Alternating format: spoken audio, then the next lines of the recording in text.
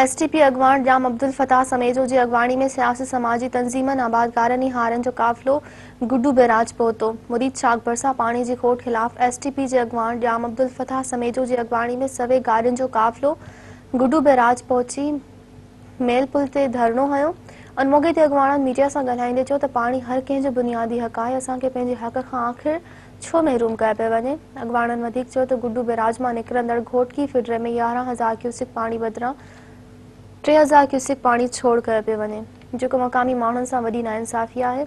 हुननि जो त पाणी खोट सबबि हज़ारे एकड़ ते पोखियल फसल सोकेड़े जो शिकार थी रहिया आहिनि, जंहिं सबबि आबादकारनि हारियुनि खे करोड़े रुपयनि जो नुक़सान थियण जो ख़दशो आहे।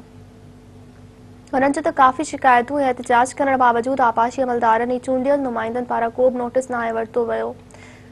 हुननि सिंध हुकूमत ऐं ॿियनि वसवारनि खे अपील कंदे चयो त मामले जो नोटिस वरितो वञे।